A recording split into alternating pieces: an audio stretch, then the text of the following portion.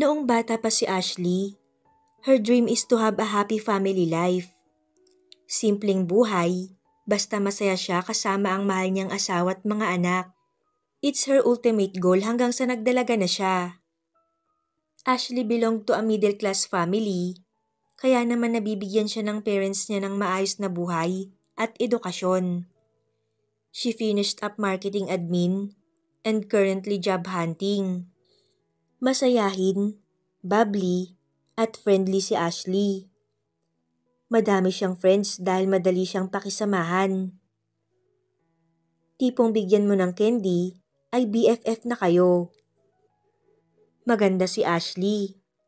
Maputi, makinis, maganda ang straight at maitim niyang buhok. Katamtaman ng laki ng boobs, pero maganda ang kurbada ng katawan.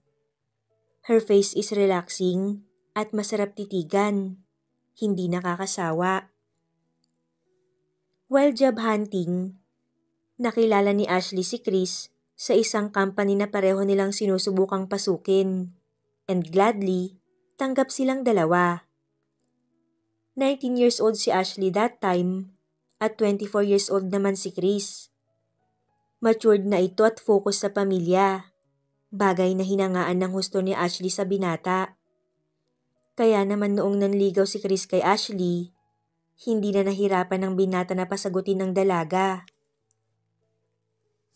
Sa kanilang third mansary, naisip nilang mag-date sa isang beach resort. Enthusiastic si Ashley dahil first out of town trip nila ng boyfriend at first bonding nila sa isang beach. Pagdating sa resort, parang batang naglaro si Ashley sa buhangin with Chris. Pagkatapos, nag-swimming sila sa dagat. Ashley is wearing one-piece swimsuit at kitang-kita ang nakakatakam na hubog ng katawan niya. Madaming lalaki ang hindi maiwasang mapatingin kay Ashley. Tingin ng paghanga at pagnanasa. Pansin ito ni Chris at napapangiti na lang siya. Noong gabi na nasa iisang kwarto sila, panay ang kwentuhan nila at lambingan. Maganda ang kwarto dahil hotel resort ang pinuntahan nila. Malaki ang kama, may aircon, TV at refrigerator. Bukod pa doon, cozy ang interior design. Kinakabahan si Ashley dahil first time niyang matulog na katabi ang boyfriend niya. She's wearing pajama at si Chris naman ay naka-boxer shorts lang at sando. Nakatalikod si Ashley and after a while, yumakap sa kanya si Chris. Agad na naramdaman ni Ashley ang matigas na something. I love you, babe. Bulong ni Chris kay Ashley. I love you too. Sagot naman ni Ashley sa nobyo. Matapos yun, biglang nagtayuan ang mga balahibo ni Ashley dahil sa sunod na ginawa ni Chris. Noong mga oras na yon, para lang silang nagsasayaw. Pero ang totoo, may kiskisan ng nagaganap. Babe, tama na. I'm not ready for this. Sambit ni Ashley sa binata. Pero tila walang narinig si Chris dahil hindi naman ito huminto. At sa totoo lang, mas tumindi pa nga ang ginagawa niya. Napakagatlabi si Ashley dahil sa ginagawa ng kanyang boyfriend. Sobrang weird ng nararamdaman ng dalaga dahil she can't resist. Masarap sa pakiramdam. I love you, babe. Trust me. Bulong ni Chris sa girlfriend niya. Bago pa makasagot ang dalaga, nilambing na siya ni Chris. Ibang klase ang paglalambing ng binata dahil talaga namang nadadala ang dalaga. Dahil doon, tuluyan nang nadala ng emosyon ang dalaga. Hindi maipaliwanag ni Ashley ang nararamdaman. Takot siya, kinakabahan, ngunit sabik sa mga susunod na mangyayari. Babe, nakikiliti ako. Bulong ni Ashley sa nobyo. Hindi naman umimik si Chris at mas ginalingan pa ang performance. Babe, gusto ko yan. Nawawala na ako sa sarili. Sambit ni Ashley. Nagulat ang dalaga sa mga sinabi niya at biglang nagtakip ng bibig dahil nahihiya siya. Napangiti na lang si Chris at buong pagkail na tinitigan ang girlfriend. Mas lalo tuloy siyang nag-init dahil sa narinig kay Ashley. Ilang saglit pa, ang malambing na boses na lang ni Ashley ang maririnig mo sa hotel room. Napakapit ang dalaga sa buhok ng nobyo dahil sa hindi maipaliwanag na feeling. First time nilang naramdaman yun. Babe, I can't take it anymore. Mababaliw na yata ako. Wika ni Ashley na hindi alam kung saan kakapit. Ilang saglit pa, biglang tinapos ni Chris ang ginagawa. Napatingin si Ashley sa nobyo. Ang akala niya ay natauhan na ito. Ngunit nang makita niya ang namumungay na mga mata ng nobyo, na-realize ni Ashley na wala na siyang kawala sa mangyayari. Bigla siyang nakaramdam ng kaba nang makita niyang kumilos na ang nobyo. Eto na, mangyayari na talaga. Hanggang sa hindi na namalayan ni Ashley ang mga sumunod na nangyari. Basta ang alam lang niya, nagpaubaya na lang siya sa nobyo. Maya-maya pa ay tumulo na ang luha niya. Dalaga ka na, Ash. I love you. Bulong ni Chris sa nobya. Yakapin mo ko, please. Sambit ni Ashley habang humihikbi. Agad namang sinunod ni Chris ang request ng nobya. Kung kanina ay malambing na boses ni Ashley ang maririnig sa kwarto, ngayon ay tahimik lang siya. Tinitiis niya ang sakit na nararamdaman. Kahit masakit, kakayanin niya basta para sa mahal niya. Ngunit hindi inaasahan ni Ashley ang sumunod na nangyari. Hindi niya inaasahan ang padalos-dalos na desisyon ng nobyo. Bakit mo ginawa yun? Paano kung mabuntis ako? Tanong ni Ashley habang nangingilid ang luha. Huwag kang mag-alala, babe. Mahal kita at pakakasalan kita kahit bukas. Sagot naman ni Chris sa kanya. Napawi ang takot ni Ashley at mahigpit na niyakap ang nobyo. Noong gabing yun, walang sawang inangkin ni Chris ang sariwang katawan ni Ashley. At simula nang mangyari yun, halos araw-araw na nilang ginagawa yun. Natuto ng husto si Ashley dahil experience na si Chris sa bagay na yun. Nag-e-enjoy na din siya at hinahanap-hanap niya dahil mahal niya si Chris. Makalipas ang isang buwan ay kumpirmadong buntis si Ashley. Nagalit ang parents niya dahil sa nangyari. Hindi pa nila lubusang kilala si Chris na nobyo ng kanilang anak. Ngunit heto at binuntis agad si Ashley. Sa kabila ng mga nangyaring galit at tampuhan, naging maayos din ang lahat dahil sincere si Chris na humingi ng tawad sa parents ni Ashley at namanhikan ng maayos ang pamilya ng lalaki sa pamilya ng babae. Doon ay nagsimula na silang magplano ng isang simple at maayos na kasalan. Naikasal ng maayos sa isang simbahan si Ashley at Chris. Masaya ang newlyweds dahil natupad ang pangarap nila na bumuo ng isang pamilya. Dito magsisimula ang samahan nila bilang husband and wife. Masaya ang buhay ng mag-asawang Chris at Ashley. Maganda ang samahan at matatag ang kabuhayan nila dahil masikap sa buhay si Chris. Responsable, tapat at mapagmahal na asawa. Sobrang abala siya sa negosyo nila. Gayon din naman si Ashley na todo suporta sa asawa sa lahat ng bagay. Si Ashley, sa edad niyang 24 ay mukhang lalong bumata ang itsura. Makinis, maputi, at lalong gumaganda ang mukha niya. Kahit na may anak na siyang 4 years old ay mas maganda ang kurbada ng katawan niya kumpara dati. Sabi nga nila ay blooming ang beauty niya. Ngunit sa kabila nito ay naging madalang ang sex life nila. Abala si Chris sa negosyo at laging pagod. Si Ashley naman ay nasa kainitan ng libido. Lagi siyang sabik sa lovemaking nila ni Chris. Ngunit naiintindihan niya ang sitwasyon ng asawa niya. Isa siyang housewife, kaya mga gawaing bahay at kapakanan ng pamilya ang dapat niyang paghusayan. Iyon ang laging nasa isip ni Ashley.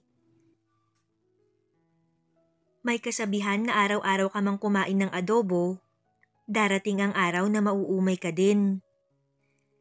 Kahit napakaganda at mukhang teenager ang kanyang misis, ay tinabangan din si Chris.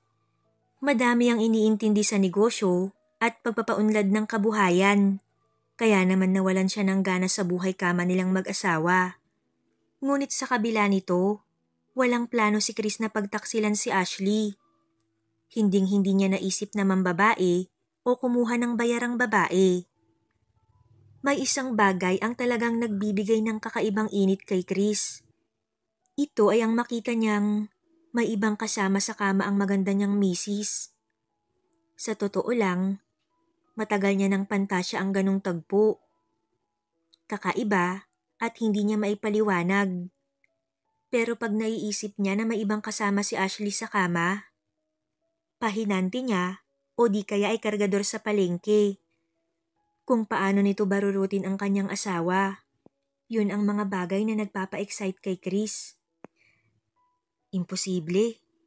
Umiiling at natatawang sinabi ni Chris matapos magmuni-muni sa kanyang opisina.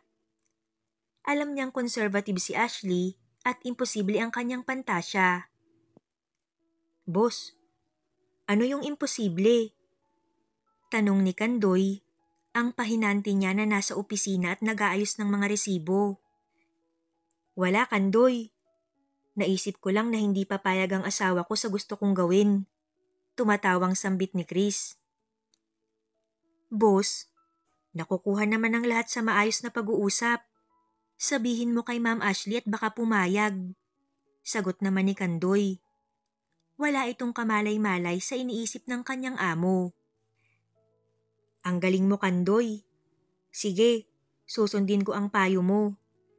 Sabi ni Chris na parang may naisip na ideya.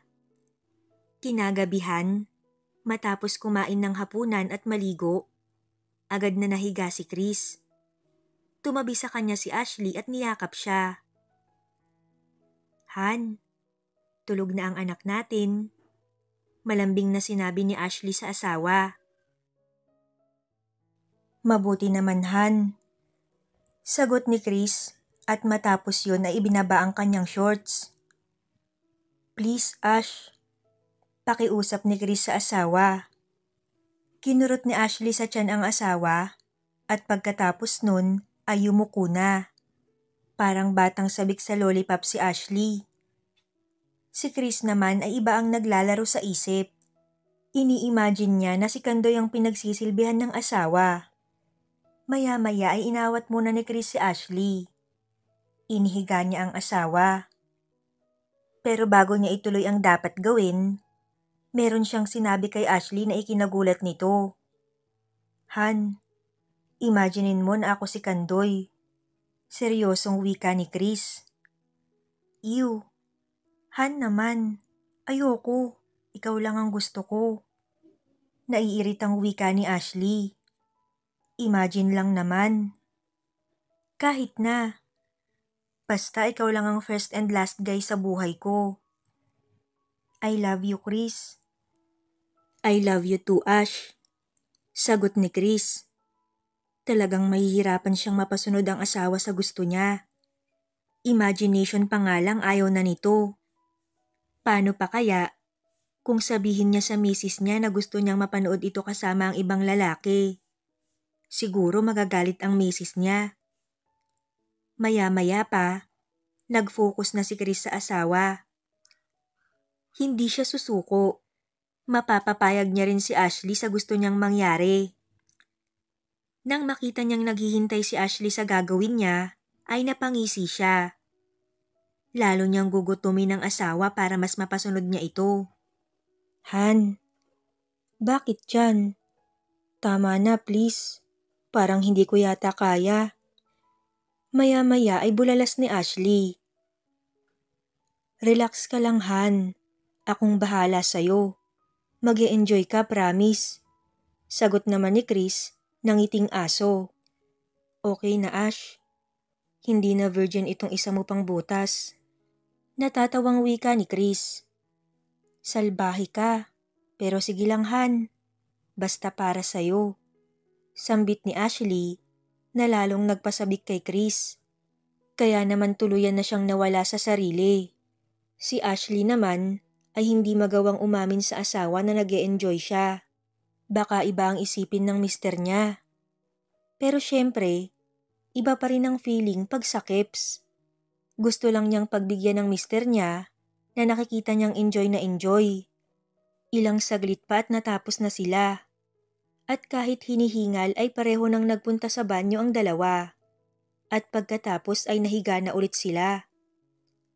Pero bitin pa rin ang pakiramdam ni Ashley. Han, isa pa. Lambing ni Ashley sa kanyang mister.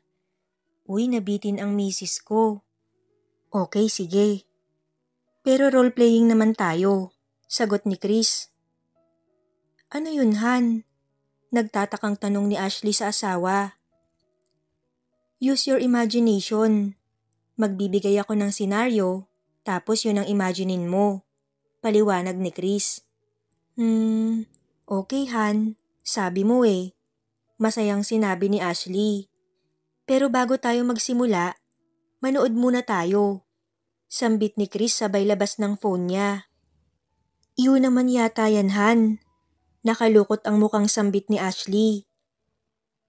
Iyo daw, pero basang-basa na agad, Ash. Deep inside, gusto mo ring ma-experience to. Sambit ni Chris habang nagsisimula ng magpainit. Ayoko niyan. Yung sayo lang ang gusto ko. Parang nandidiring wika ni Ashley. Game na tayo, Ash. Walang KJ ha. Excited na wika ni Chris. Tumayo si Chris at kumuha ng panyo.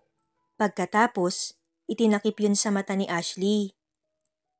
Para saan naman tuhan? Nagtatakang tanong ni Ashley. Para mas focus ka sa imagination kasi wala kang nakikita. Paliwanag ng asawa ni Ashley. Okay, Han. Ang dami mo yatang weird request ngayon. Napapailing na wika ni Ashley. Ash, mas enjoy ang sex life natin pag may experiment, di ba? Sambit ni Chris. Oo naman, Han. Gustong gusto ko naman yun. Kung ano man yung trip mo, sasabayan kita. Okay, game na. Ash, isipin mong ako si Kandoy. Utos ni Chris kay Ashley. Han, ayan na naman tayo eh. Sabi ko naman sa'yong ayoko ng ganun. Han, bawal ang KJ, di ba? Imagine lang naman. Eto ang senaryo. Nasa abroad daw ako at si Kandoy ang kasama mo sa bahay. Bumigay ka daw sa kanya at ito ang first time nyo. Game. Ganadong wika ng lalaki. Pero Han, sige na nga. Imagine lang ha. Sa wakas ay pumayag din si Ashley. Maya-maya lang, nag-umpisa nang mag-concentrate si Ashley. Nasa edad 48 na si Kandoy. Matabang kulot na sunog sa araw at parang pinatamaan ng asteroid ang baku-bakong muka. In fairness, mabait siya, magalang at magaan kasama. Kayanin kaya ni Ashley ang unang roleplay nila?